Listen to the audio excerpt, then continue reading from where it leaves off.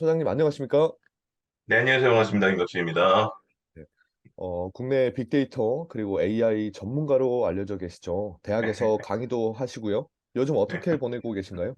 요즘에 진짜 너무 정신이 없어요. 왜냐면 이게 인공지능이나 빅데이터 분야가 원래 일부의 이야기였다가 갑자기 챗GPT 이후에 정말 모든 분들이 심지어 정말 남녀노소 가리지 않고 모든 분들이 워낙 관심 많으시다 보니까 이게 어떻게 동작되고 또 이게 어떻게 우리의 삶에 영향을 미치고 이런 것들에 대해서 이런저런 곳들에서 궁금해하셔서 뭐 강의나 뭐 프로젝트나 또 이제 학교에서 뭐 하는 것들 이런 거 하다 보니까 챗GPT가 바빠야 되는데 제가 바쁩니다.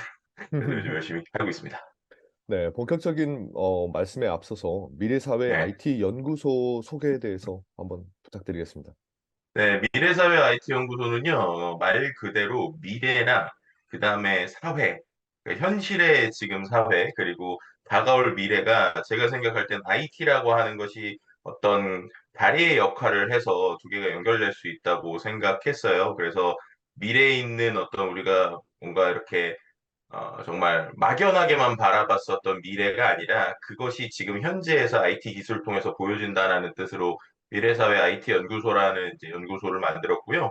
그리고 또 이게 영어로 하면은 그래서 퓨처하고 그 다음에 소사이어티를 I로 연결한다고 그래서 피트라고 했거든요. 근데 이제 fit 하는 게 이게 딱 붙는 거잖아요. 그래서 지금 이게 딱 찰싹 달라붙는 뭐 이런 것들에 대한 단어도 좀 같이 표현을 해봤습니다.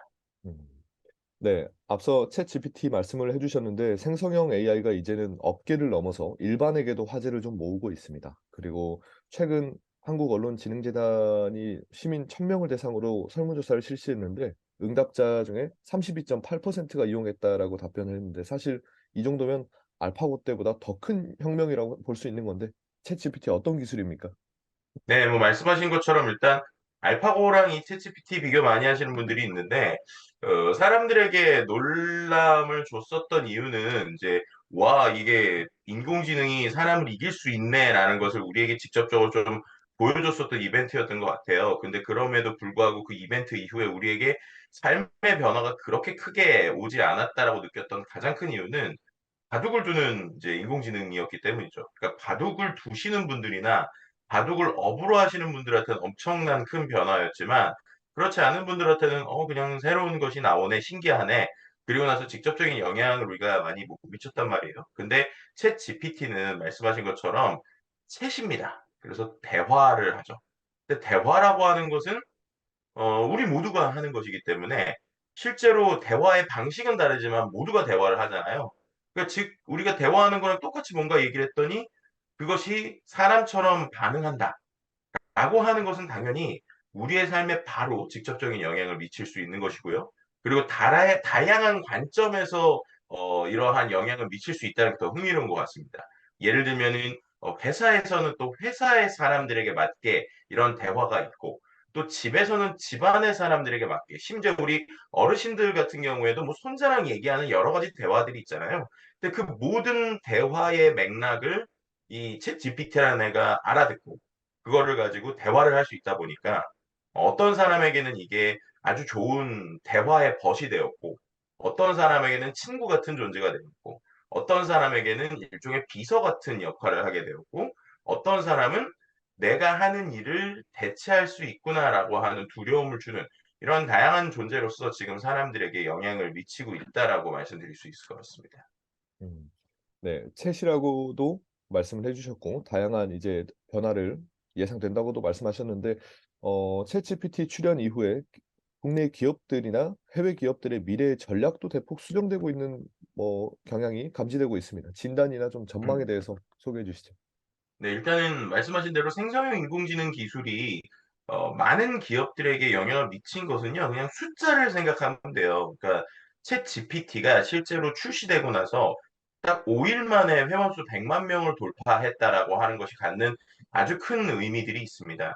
왜냐하면 우리가 보통 요즘에 플랫폼 비즈니스라는 얘기를 하고 있지만 플랫폼 비즈니스의 가장 큰 포인트는 쉽게 설명하면 사람이 모이면 그 사람들이 여기에서 시간을 쓰게 되면 그것을 어떤 방식으로든 돈으로 바꿀 수 있는 것들이 이 플랫폼 비즈니스의 기본이죠. 그래서 사람들이 만드는 데이터라든지 사람들의 행동 패턴 뭐 이런 것들을 수치화해서 그걸 갖고 기업에게 광고로 연결한다든지 혹은 사람들의 행동을 기반으로 해서 새로운 상품을 낸다든지 결국에는 그 사람들이 플랫폼에 모여서 움직이기 때문인데요. 그래서 모든 전 세계의 빅테크 기업들은 사람을 모으는 데 상당히 집중했었죠. 그럼 챗 GPT가 나오기 전에 회원수 100만 명을 돌파했었던 게 가장 빨랐던 게 뭐냐라고 생각하면 인스타그램인데 2달 반이 걸렸습니다. 그러니까 2달 반이 걸린 시간이 단 5일 만으로 줄다 보니까 당연히 플랫폼 기업들 입장에서는 그냥 앞뒤 볼 거 없이 이거 뭐야라고 하는 새로운 놀라움이 있었죠. 그리고 이제 회원수 1억 명이라고 하는 건 정말 뭐 우리나라 인구보다 더 많은 거니까 정말 대단한 숫자인데 이 회원수 1억 명 돌파하는데도 지금까지 제일 빨랐던 게 틱톡입니다. 아시겠지만 최근에 틱톡이 미국에서는 유튜브보다 돈을 더 많이 번다 이런 얘기가 나오고 있어요. 근데 이 틱톡이 1억 명 모으는데 한 7개월이었나요? 6개월이나 걸렸는데 우리가 알기로는 챗 GPT는 딱 2달밖에 걸리지 않았다는 것이죠.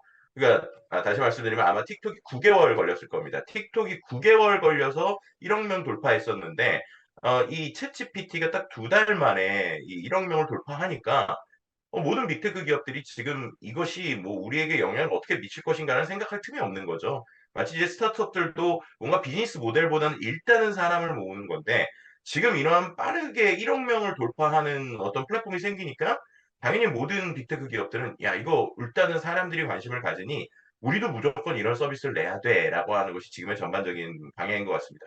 그래서 그거를 위해서 일단은 전 세계 빅테크 기업들이 챗GPT 나오고 나서 특히나 미국 중심으로 아주 큰 변화 중에 하나가 대규모의 그 인력 해고가 있었습니다. 근데 대규모의 인력 해고가 이제 뭐 현지에서 나오는 뭐 뉴스들을 보게 되면 거의 뭐 우리가 알고 있었던 금융위기 때 수준 혹은 그 이상을 넘어서는 수준으로 아주 빠른 속도로 이 인력이 이제 레이오프 됐다, 해고됐다라고 얘기가 나오고 있었는데요. 근데 그게 왜 그런가를 맥락을 살펴보면 해고를 시켜서 사이즈를 줄이겠다가 아니라 그 해고시킨 인력으로 생성형 AI와 관련된 인력으로 교체를 하는 것이죠. 그리고 더욱더 쓰기 위해서 어떻게 보면은 포트폴리오, 그러니까 기업 입장에서 보면은 기업 내부의 리소스를 재정비했다라고 볼 수 있을 것 같아요. 그런 빠른 변화가 2달 만에 거의 다 일어났고요. 지금은 거의 이러한 인력 변화가 거의 큰 기업들은 완료된 상황입니다. 그만큼 태풍처럼 이것이 불고 있고요. 또 이제 우리가 최근에 전 세계적으로 투자가 뭐 냉각기다, 뭐 아니면 투자 안 된다라고 하고 있지만 이 생성형 AI 시장은 전혀 다릅니다. 이쪽에선 지금 이미 유니콘들이 계속 쏟아지고 있고요. 특히나 이제 세카이어부터 해서 전 세계의 유명한 VC들은 거의 이 생성형 AI 쪽에 스타트업들을 계속 투자하고 심지어 이만을 위한 펀드를 빠르게 만들고 있습니다. 결국 돈의 흐름이 이쪽으로 빠르게 움직였다라는 것이죠. 국내 기업을 좀 살펴보면 국내에서도 상당히 이 생성형 AI 관련된 좀 의미 있는 변화들이 있는데요. 일단은 우리가 말하는 라지 랭귀지 모델, 그러니까 언어 모델이죠. 이 언어 모델을 가지고 있는, 그러니까 자체적으로 개발해서 데이터와 함께 유지하고 있는 게 전 세계적으로 해도 제가 알기로 4개 아니면 5개 정도의 나라밖에 되지 않습니다. 뭐 미국이나 이스라엘 아니면 또 중국 그리고 나서 이제 우리나라가 있는 것이죠.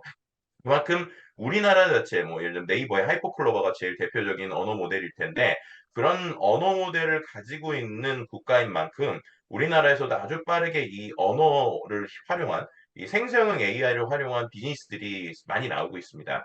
뭐 가장 우리나라에서 제일 많이 나올 수 있는 게 그 뭐 우리가 대부분 이제 네이버랑 카카오라고 하는 큰 2개의 회사를 중심으로 얘기하니까 이 둘의 좀 전략의 차이를 좀 살펴보면 네이버 같은 경우에는 말씀드린 대로 하이퍼클로버라고 하는 본인들이 가지고 있는 언어 모델을 계속적으로 빌드업하고 그것을 좀 더 구체화하면서 이런 것들을 이제 검색 엔진과 어떻게 합칠 것인가 이런 것들을 만들고 있고요. 그래서 조만간 그다음 버전이 나올 것으로 보이고 있죠. 그럼 이제 사람들에게 직접적으로 와닿게 되는 비즈니스는 그 엔진을 API로 활용해서 스타트업들이 만드는 것을 장려하고 있습니다. 그래서 그렇게 해서 만들어진 가장 대표적인 기업 중에 하나가 리튼이라는 기업이죠.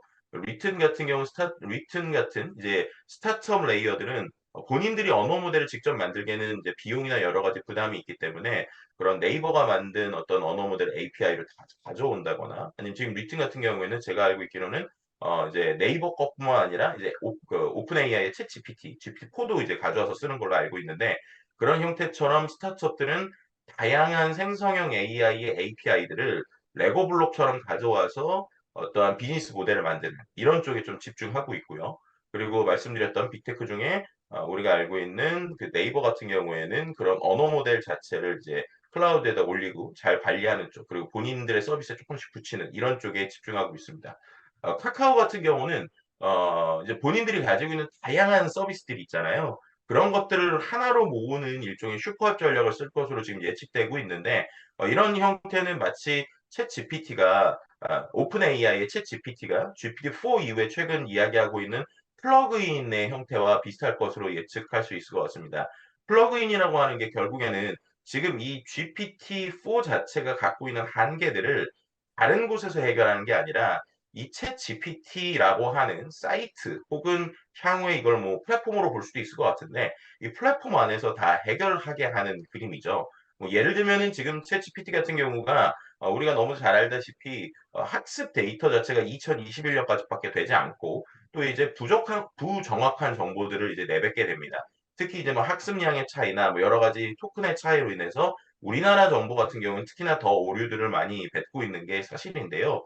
그런 상황에서 이제 챗 GPT 자체가 API 자체의 메인 엔진을 똑똑하게 만드는 것보다 지금 이제 오픈 AI가 택하고 있는 전략은 실제로 그 분야에 잘하고 있는 녀석들한테 사람으로 비유하면 마치 그챗 GPT가 사람 대신에 그 사이트에 들어가서 내용을 검색해서 가져온다거나 아니면은 사람 대신에 어떤 사이트에 들어가서 결제를 한다거나 이런 형태들을 이제 생각하고 있는 것이죠.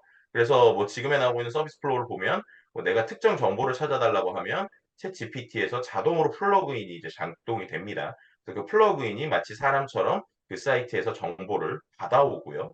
받아온 정보를 다시 이 사이트 안에서 표출을 시켜주죠. 그럼 사람 입장에서는 뭔가 내가 별도의 사이트를 움직이지 않고도 정말 비서처럼 그 안에서 모든 걸 해결해주는 이런 형태가 되게 되는 것인데요.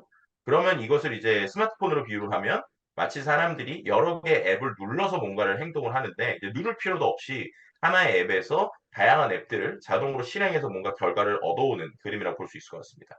그럼 이제 반대로 그것을 카카오에 이제 비유를 하게 되면 카카오도 역시 다양한 앱들이 지금은 별도의 앱으로 나눠져 있는데 이런 것들이 하나의 어떤 대화형 앱에 들어가게 되고 사람이 뭔가의 액션을 하게 되면 자사의 앱이나 혹은 제휴한 앱들이 그 안에서 액션하게 되겠죠.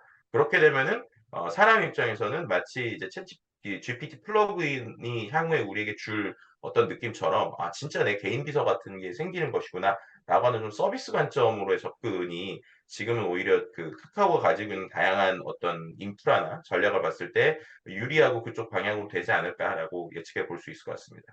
그래서 뭐 확실히 근데 이제 제일 놀라운 것은 이러한 모든 변화들이 정말 이제 챗GPT 나온 지 6 개월도 안 됐잖아요. 근데 그 모든 변화들이 거의 이 6 개월 안에 정말 정신없이 일어나고 있는 상황이기 때문에 결국엔 이 속도 경쟁에서 누가 더 위치를 잡으면서도 또 정확하면서도 또 그 안에서 소비자들에게 얼마나 매력적인 어떤 프로덕트 서비스를 만드는지가 결국 향후 적게는 1-2 년, 길게는 10년 이상을 좌우할 수 있는 아주 중요한 시기다. 이렇게 말씀드릴 수 있을 것 같습니다.